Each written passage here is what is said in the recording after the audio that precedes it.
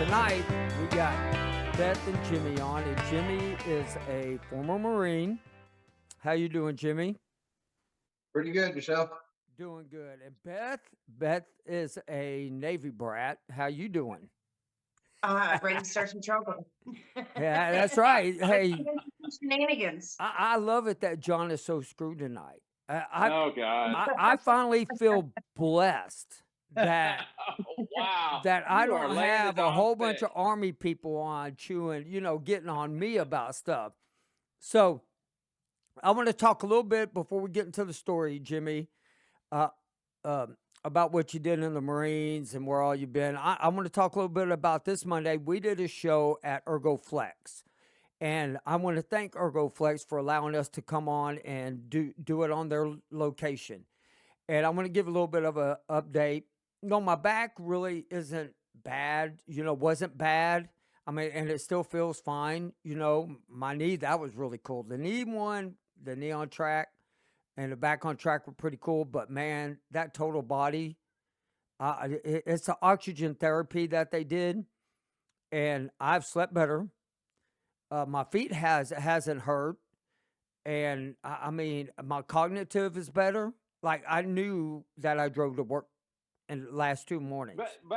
But you're still full of shit. Just to be clear. Well, exactly. I'm always full of shit. So, but I mean, I really, I found my people. yeah, and we need these machines inside every VA. And so, if you watch the podcast, thank you. If you haven't seen it, y'all please go watch it. It's on our Facebook. We're leaving it up. Y'all need to go watch these 3 things that need to be inside every VA. Now I want to get into the fun part. Jimmy, I want you to tell us about your time in the Marines.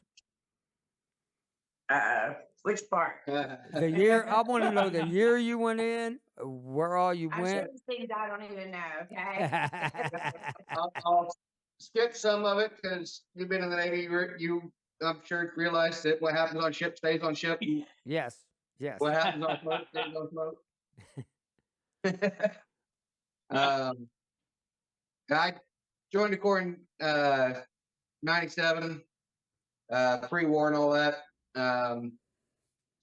Did boot camp Paris Island, went to Camp Geiger, which was next to Camp Lejeune there in North Carolina, and then was stationed out in Camp Pendleton, basically for the rest of my career, or up until I got hit as far as it goes. But I was in 2nd Battalion, 1st Marines for 4 years, did 2 Westpacks on the USS Boxer, and then spent 2 years at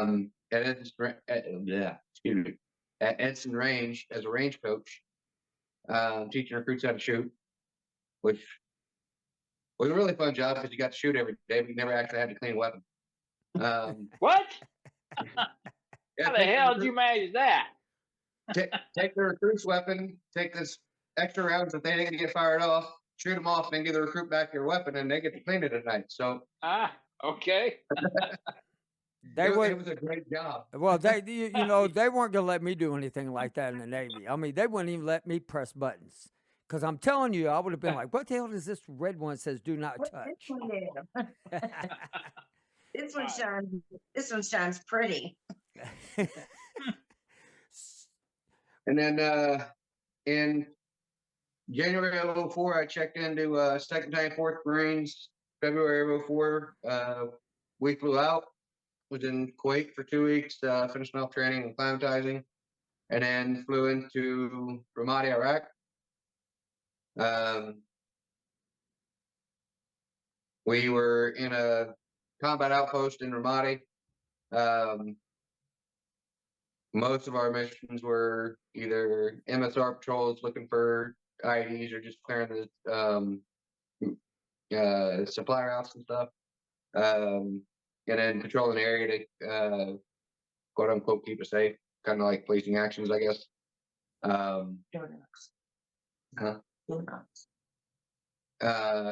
We did do quite a few planned coordinate knocks. Usually 0 dark 30. As far as that goes, which is according to Knox are your low intensity rates, where you knock on the door and ask if you can come in and search because of this, that, and the other. It really doesn't matter what to say. You're going to go in and search anyway, but you give them the courtesy and whatnot. And then on May 29th, when I went over, I was section leader due to casualties that sustained early on. My platoon commander became the XO. My staff sergeant became the platoon commander, and I ended up becoming the interim platoon sergeant for a while. And went out with one of the squads on a foot patrol doing what they called an IO mission, which was handing out soccer balls or coloring books to kids and pamphlets to the adults saying if they knew of insurgent or mujahideen activities in the area, call these numbers or follow these steps and stuff. We had a new translator for our company that was out with us that day, and we started talking to this kid who may have been 12. He started telling us about his uncle and his uncle's friends liking to attack U.S. troops in the area. And the stuff he was describing via the translator kind of sounded like scenes coming out of Black Hawk Down, shooting rockets at helicopters and attacking U.S. forces or whatever, as far as it goes. And so we followed the kid to the uncle's house, called the QRF out, but it took them, gosh, almost an hour to get to us because the routes to us were closed off temporarily for other possible IED. DOD had the routes closed off because of possible IED threats. And while we were waiting on QRF, we were talking to the uncle outside his house. And in the first 5 minutes, he changed the story 5 times between it wasn't his nephew, it was his nephew, but he was diagnosed as being crazy or whatever. They had doctor's notes and chronic liar, this, that, and the other. Kept trying to get the kid, we wouldn't let him. QRF gets out there. We ended up searching the house, found a couple weapons.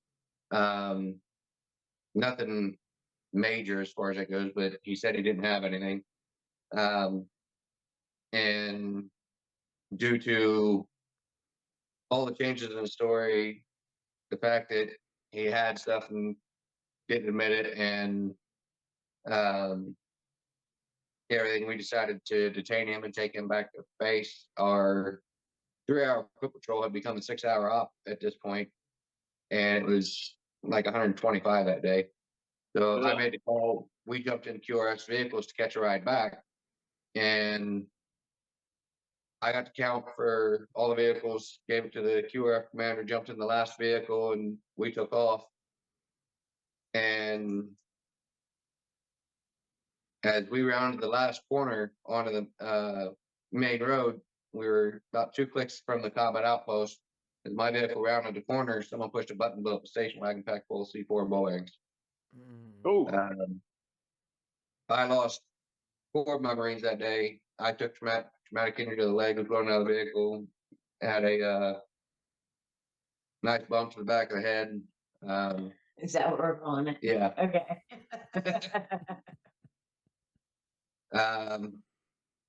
I ended up getting medevaced out.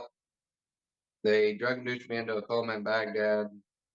I was still in a coma for like a week in Longshore, and then they flew me back to the States to Bethesda, at the time it was Bethesda Naval Medical Center. The real Bethesda. You know what I'm talking about, Navy, right? That's right. It's not Walter Reed. It'll never be Walter Reed. They tore Walter Reed down. It's Bethesda. Exactly. oh, Bethesda. Okay, okay. And so when they flew you back, they flew you over to the main Navy hospital and started working on you And I mean, but in the meantime, at that time, they put you in a induced coma. Is that so that way you wouldn't feel your pain, you wouldn't know what's going on? Is that why they did that? So your body can heal. So they can give you medicine because generally, if you're awake, that's energy you're burning. And these guys come back with like they're a shell of a person. Oh, sorry, Sorry. they're a shell of a person. So it's the way to get back their health faster than shorter. And when I first got Bethesda in 04, at that point in time, I'm going to guess they probably had worse since, but at that point in time, I was the worst case of infection the hospital had ever seen. They were doing 1 to 2 washouts a day on my leg. But the infection still got so bad that it was lose my leg or lose my life. They finally ended up taking the leg. His mom didn't want to make that decision. I think as any parent or spouse, hearing that kind of news, not knowing that person's reaction, it's a hard decision. It's a hard choice to be made. Yeah. Yeah. And I woke up in Bethesda, was awake there for maybe 3 days before they transferred me to Walter Reed, since that's where all the amputees were going at the time. And that's where I ended up actually retiring out of almost 3 years later. I will. 3. Go ahead. You were there 3 years. That was our first round. Yeah, What? that was the first round. Yeah, we've had a couple rounds at Walter Reed, and they've never been shorter than 2 years. We actually ended up moving to Maryland. It was just easier. Okay, Yeah. so wait, hold on. But when did y'all meet? I was just getting ready to say Yeah. for reasons. Being an amputee, being deaf in the left on my left ear, and everything else that's going on as far as it goes, getting blown up for obvious reasons was the worst physical thing that ever happened to me. But it was also the best thing that ever happened to me. If I wouldn't have been blown up, I wouldn't have been at Walter Reed. If I wouldn't have been at Walter Reed, I wouldn't have met Beth. She was a USO volunteer. If I wouldn't have met Beth, we wouldn't have to be beautiful kids. So I like to say that everything happens for a reason. Sometimes you just have to wait and see what it is. I had gone through a few things. My mom was sick. She passed away from cancer, and she actually had a couple different types of cancer, from bone cancer to breast cancer and ovarian cancer. And so over 9 years, from 15 to 24, that's all I knew was to be a caretaker. And when she passed away, personally, I was not doing well. And, I struggled a lot with her death. And I went back to what I knew. And what I knew was supporting our veterans. So at that time, it was 2004. A lot was going on. My friends who, I got out of high school were in the military. My brother was in the military. So I just went back to my roots, and I realized I needed to think about somebody other than myself. So that's what started me volunteering at Walter Reed. That's And badass. That's badass. that's how Yeah, we that met. is awesome. I don't care what Yeah. anybody says. That to me, that takes a lot of guts. Somebody who will volunteer for veterans, yeah, you're in my good book. Yeah, Well, thank you so much. I know, obviously any veteran, but volunteering in it, that I've not in a hospital sense, but volunteering, I do some of it, but not in the hospitals. That takes I don't even know how to phrase it, because you see a lot of unpleasant stuff, you know. You do. But so I got to go back, Jimmy, because here again, like I talked to y'all last night briefly and explained, I just will tell you I don't know shit about what happened with you guys. I'm gonna call space. So I was joking around, yes and no, kind of, sort of. But in our when I say our war in the 1991 and the Gulf War, we kind of, for the lack of a better way to phrase it, kind of pissed that region off, right? We kind of pissed them off.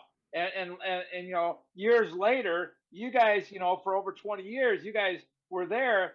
Now, when you tell me QRF took almost an hour, so I'm an Army guy, you're Marine, Kevin Navy, and when I think QRF, quick reactionary force. Why the bloody hell? Why didn't they? I think of that if they can't, because you said DOD had roads closed off, so why weren't there helicopters en route, or something like that? I'm a little confused by that. Where was that at? What were you, Army? Yeah, Army. Marines, they don't get all that stuff. What are you talking about? They get the luxury stuff, and you're asking a Marine why it took so long. But when I I first got in country, Yeah. we had the high back Hummers. They'd taken the soft top off, and we had plywood and sandbags as armor. And when I first got there, we actually went to the Army base and had it motor T in it. And actually, it might have been it was you guys, the motor T and the engineers over there took 3/8 thick sheet metal and welded walls on the side, across the benches, and across the bed of the truck, and then actually made us little pass doors for the driver and A driver as well, so they would have some sort of armor. And your section leader made chaps like Yeah, my company gunny Gunny. on the newer flak jackets that we had with the molly system and everything. They came with these shoulder pieces that would hang it a little ways down your arm, but it just like snapped in, and they'd flop around a bit, and with extra weight, held extra heat in. So a lot of guys, most of us, took them off and left them in supply. And there was also a cod piece, we'll say, that got in the way too much as far as that goes. Yes, it would have been a little bit of protection, but the lack of maneuverability when you have it on is kind of ridiculous as far as that goes. So again, no one actually clipped that piece in either. So our company gunny, he took the shoulder pads and cod pieces and actually he found a way to stitch them the seams together, and he made basically Kevlar chaps Really? for the machine gunners, to where when they were standing behind the vehicles in these open top Hummers, so that at least they had some sort of leg protection. Wow. Wait a second. So wait, you said fucking chaps. I mean, okay. Have you ever rode a horse? Yeah, okay. Machine gun position. What's that? We kept our cameras on; they weren't assless. It wasn't like Magic I Mike. figured that much. What? It wasn't like Magic Mike. Never know. Yeah, well, that you are dealing with Marines there. That you never know. Yeah. Well, and I remember. See, when we were in back in 1991, we were welding shit on for the tanks and whatnot on the front to clear mines. And you're saying you're still doing that sort of shit in 2004? Yes. Because Yes. now they got mine vehicle- sweeping. Like a lot of people were talking about, the upper armored Hummers, this, that, and the other. We didn't have those when I got there. The vehicle I was in, luckily enough, had just gotten an upper armored windshield delivered and installed the day before. It was the only thing that saved the A driver's life. He had a minor concussion, some scrapes and bruises, because the blast itself blew him out of the passenger seat bodily onto the driver. But the upper armor windshield stopped so much of the shrapnel that it literally saved his life. But Wow. that was the only quote unquote actual armor that the vehicle had. The rest of it was, like I said, 3/8 sheet metal, which would deflect a lot of shrapnel and would stop a 7.62 unless it was like an exact straight on shot that those could punch through. But the one issue that we had, because you're running desert areas, so you're running with the tires at only half inflation or whatever, they let some of the air out so that when you're going through the soft sand and everything, you get better traction, you'll be stuck. And the extra weight of all that sheet metal was starting to burn the transmissions out. Oh shit. Damn. Okay. All right. And ladies and Okay. gentlemen, this is why Kevin Simon decided to join the Navy. I just want that to be known. I would have not made a good Marine or an Army guy. I'm just telling y'all. I mean, what he went through though is something that is to me it's a part of when you're at war, everyday military life. I mean, your guys saved your life. I mean, out on the battlefield, you guys know y'all know what to do. Quick reaction. As long as everybody don't panic and y'all are calm, y'all got shit done because you're still around. And I mean that. Yes, sir. I mean, it is true, and that's what I give a lot of the reasons why when we go into the military, they drill you, pound in your head exactly what you need to do in case something like this happens. And so kudos to everybody who was able to get you out. And for the ones who didn't make it home, I mean, I thank them with everything I have. Because at the time he was injured, his was the unit had taken the most casualties at that point. Yeah. At the time I was injured, and Because they were being in Ramadi, being in one of the hottest areas, as far as action. I think it may even still hold to an extent. My unit took the most combat casualties, either wounded or killed in action, for a company-sized unit since the Vietnam War. Yeah, they're having their 20-year anniversary this April. Unfortunately, we can't make it out to California. It's too expensive nowadays. But yeah, it is a bit pricey. They all keep in touch.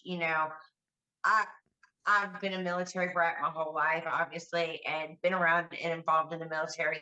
One thing I can say about the Marines, there's a brotherhood there that I don't normally see. Not that it's not existent in the other ones, but there's just something different.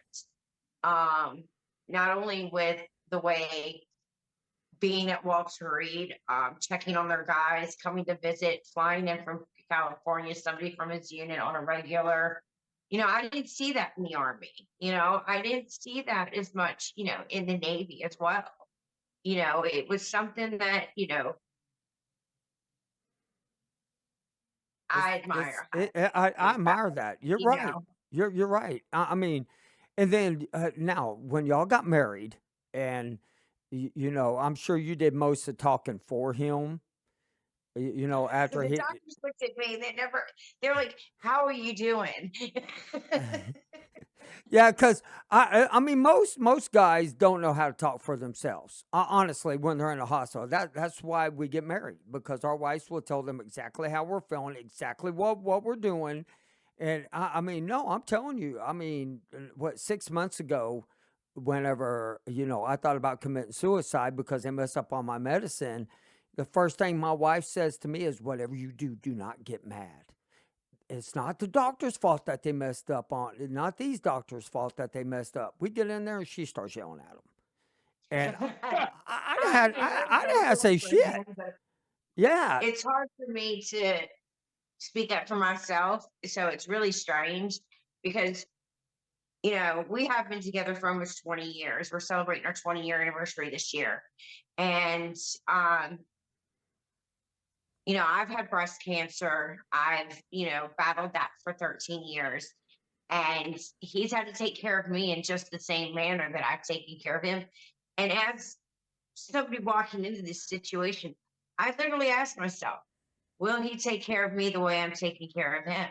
And he definitely surprised me. Like, he was always my biggest cheerleader and my biggest advocate when I did it for myself. That's So I think it's very badass. normal for our spouse to kind of take on that role. Yeah, my wife tells me I'm the worst nurse ever. That's because she's the my nurse. I'm my not, you my know. wi- my wife's We my should wife's a have a phenomenal doctor for all caretaker, the but years we've spent at the hospital, but we don't. Yeah. I tell my wife is a wonderful caretaker. She is her own. I mean, as far as her being, uh, she's having some issues. She just went through a couple of small procedures with her feet, and she's got most of you women got stupid high pain tolerances. I She is. do. Uh, I I, gave I don't birth I don't and get didn't that know pain I was tolerance. in I'm like, labor. I get a headache. I'm like, give me a freaking aspirin now. I have no pain tolerance. But she's like her own worst. She's like her own worst patient. She is a terrible And patient. Well, But you know, taking care of others, I walked great. around for 3 months with a broken hip because it was too inconvenient to go get a CT scan because Oh, I had to Jesus, deal with. I what? was unconscious for 3 months before they diagnosed I had a broken.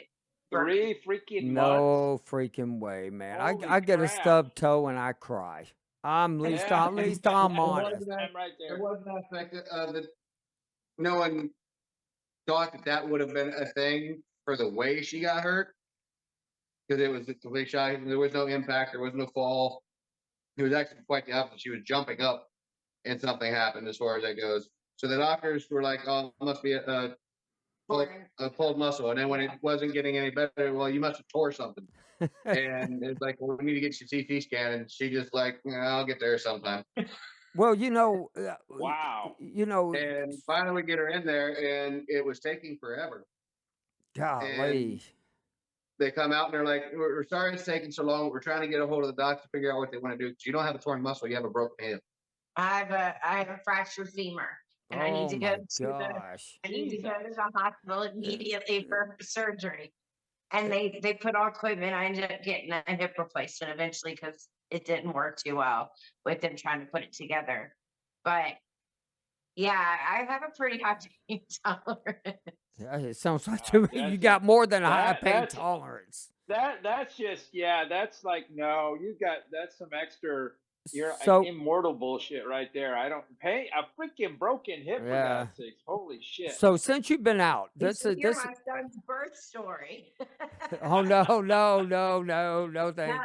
I won't, Thank God, but thank God. So since you've been out, uh, do y'all deal with the VA or do y'all deal with outside doctors? we do both. Both, okay. I do. I've also, worked and volunteer. I volunteer with the Red Cross. I work. I was working for a veterans charity organization, and now I volunteer for two others. And that's where I spend my time because I really believe in veteran-run organizations. But as far as medical care, we've always done both. Like we've done a little bit here at the VA and a little bit here at like the military hospital. We're just for the first time starting to enroll in regular health care. Like, regular doctors. And we did it for a little bit in Texas. We were also lucky. We had a wonderful doctor who did a lot of study on PTSD, on, you know, uh, testosterone and how you guys, produced more testosterone than most guys with all of the impact and energy stuff, not energy. For all the high impact and high adrenaline stuff that we're doing is um, that veterans are doing, whether it be in training or in combat or both, as far as it goes. We would generally have a tendency to run at higher levels of Yeah. testosterone on the higher end, and then when we get out, generally you don't have a job that is as fast paced or high stress and everything else as far as it goes. So, and then also with getting older, your testosterone levels drop. And that ends up affecting your PTSD, your TBI, your overall mental health. Jimmy didn't really have any real PTSD because he doesn't remember what happened. Okay. Like there's up to an hour before and after. He doesn't remember, but he's been told everything. So it's kind of like when your parents tell you the same story, you kind of create that memory in your head. But one of the guys that passed away found out he was going to be a dad the day before. Oh And man. Oh wow. Jimmy had testicular cancer in '02 and was told he'd never have children. So when we got pregnant with our first child, it really messed with him because he felt like he stole someone's life. That this was somebody else's story, and he's somehow miraculously. It was a lot of survivor's guilt, and I don't think people realize how big and how much that affects your life on your day to day. And I'm glad you're bringing that up. I'm glad you're bringing that up because that's really hardly ever talked about, survivor guilt. But here, Oh, here here's one thing about it though, Jimmy, is this is I remember I was talking to a guy and he has survival guilt for what he went through, lost his best friend, and then also lost his so many other guys in his unit that when he started going to church and he was dealing with a veteran uh uh like it was a it's it they're outside veterans psychiatric centers. One of the Yeah, things that his psychiatrist told him is, and I think it's one of the best things that ever can be told, God does this for a reason. And that's how you have to look at it. And that's great. But survival guilt is a big thing. And I don't know much about it, but I do know that it's, to me, worse than PTSD. I yeah. really I mean, do. I think with those things combined, and the older that you get, these things deteriorate. Your TBI gets worse. Your PTSD can get worse. Um, and we were talking. You had brought up, you feeling suicidal. Never thought that's something that Jimmy may feel, but he has gotten there, and it's medication changes. It's not getting your meds when you have to transfer. There you It's go. having to constantly go to a new doctor every 3 months and relive your story. That's where I'm finding a lot of complaints and issues with the VA is the consistency of not so much yeah. the healthcare, the consistency of healthcare, the consistency of mental health. My brother, like I said, had committed suicide, because of his man beliefs that he shouldn't get help, and that, what's kind of ingrained in, especially guys like you in the Gulf War and kind of up towards where Jimmy was, you don't talk about it. You don't tell people you have PTSD because then you lose your job or then they push you out. Yeah. Yeah. Um, The PTSD, it really, when people, I know for myself, you know, um, I would not talk about that because personally, because a lot of people, you bring it up and you start talking about it, and you can almost see them putting a title or see their mood change in like, oh, well, poor, they don't understand it. They don't, so they're not dealing with themselves. And it's like or they they almost think you're like so crazy label and you. running with a gun. Yeah, Yeah. And do you feel yourself doing this a lot, Jimmy? A lot of ups and downs throughout life. yeah, definitely. As far as it goes, like I said, as far as the PTSD, and it's both of you had said, it's one of those things where for the longest time, most of us didn't talk about it, even if you did recognize that you had it. If you could avoid it, you did because there was such a stigma or stereotype or both Yeah. Yeah. to those four letters. But Yeah, it was like, don't tell anybody you've got PTSD. You won't be able to own a gun. You won't be able to do this. You won't be able to get a federal job. Blah blah blah.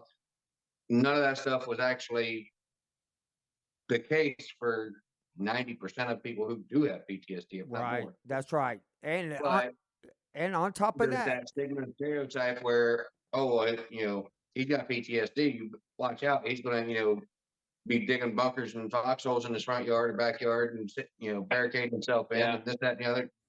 That's There's not always the case. there's such Rarely the levels, case, actually. there's such levels of degrees with PTSD, and even like if you talk about bipolar, there's such level, different degrees that. But when you say those two things, PTSD and or bipolar, people assume the worst.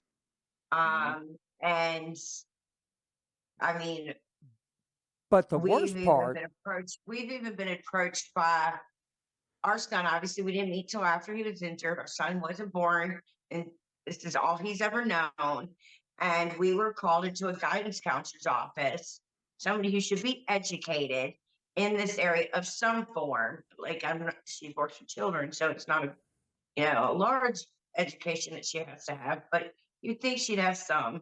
She's like, I think that your son is suffering from or having a hard time dealing with your injury. We're like, why would you say that? She goes, he doesn't ever talk about it.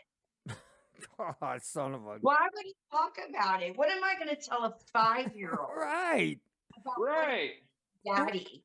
Like, My family did not know 85. anything until they were 85, and 20. it was 8 years since my injury. Do the math. God, that is Wow. so stupid. That is the dumbest thing. But I mean, like y'all were talking about how people put labels on things, but it isn't just outside people, because a lot of outside people who've never been in the military don't understand, and I know that.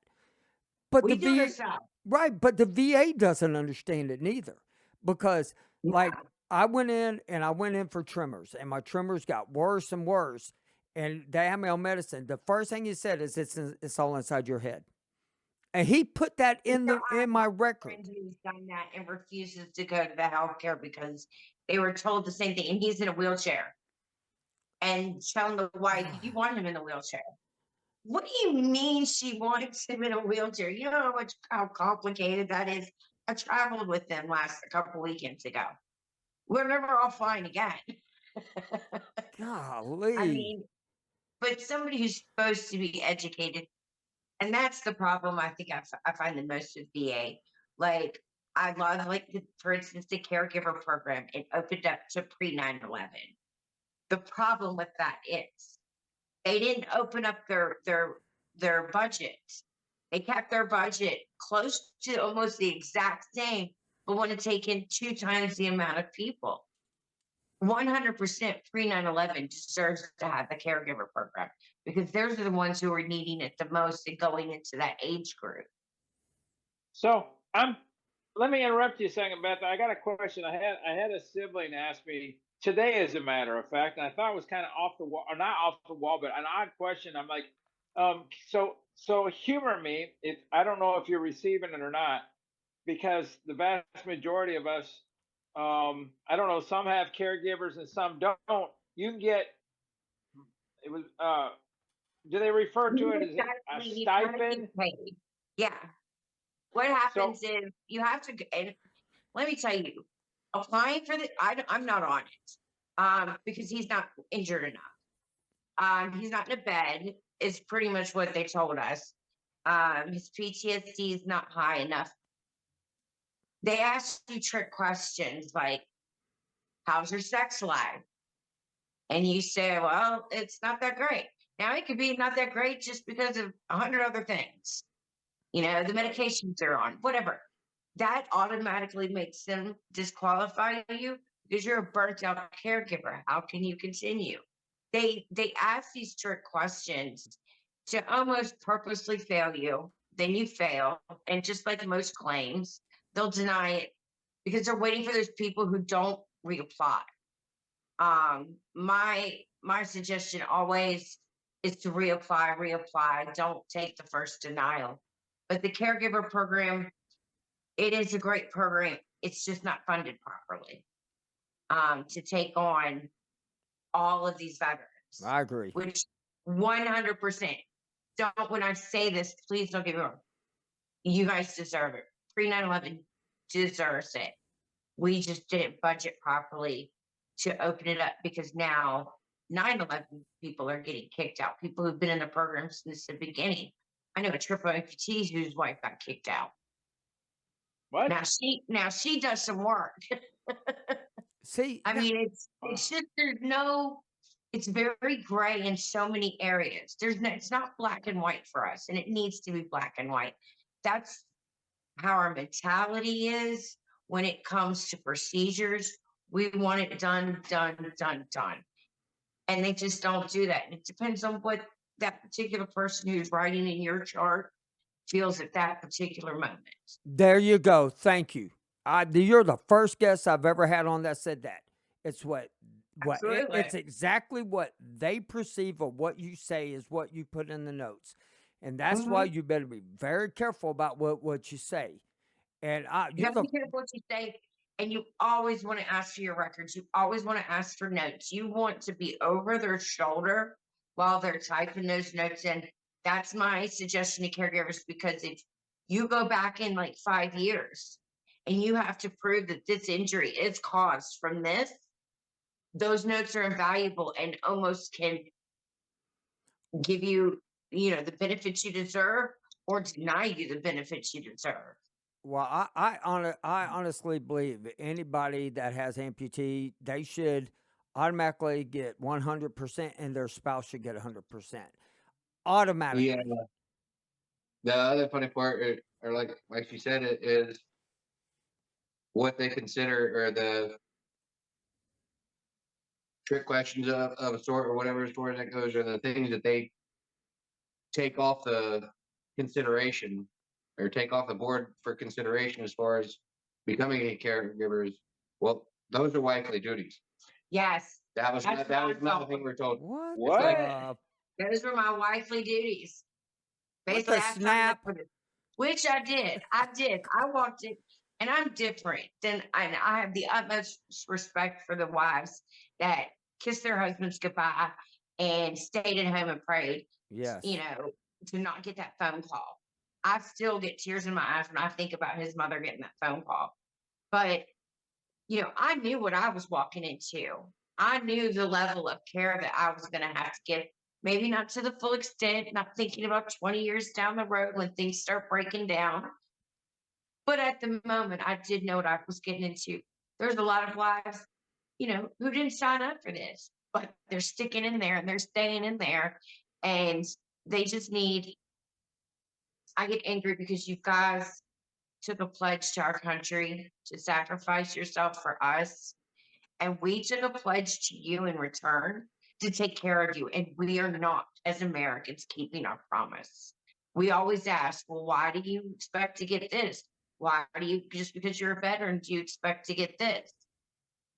Because that's what happened. They went over there, you guys went over there, and of course you should be taken care of. You know what makes me the angriest though is seeing the elderly guys that went over there and fought, and then they're barely making ends meet, and Yeah, oh they yeah. and they Paycheck to and, paycheck. right, and they get told you make And too if much I money. clock the benefits as a family of five, $50,000 a year, it's too much money. Right. And I mean, one of my uncles had to divorce his wife in order to get care.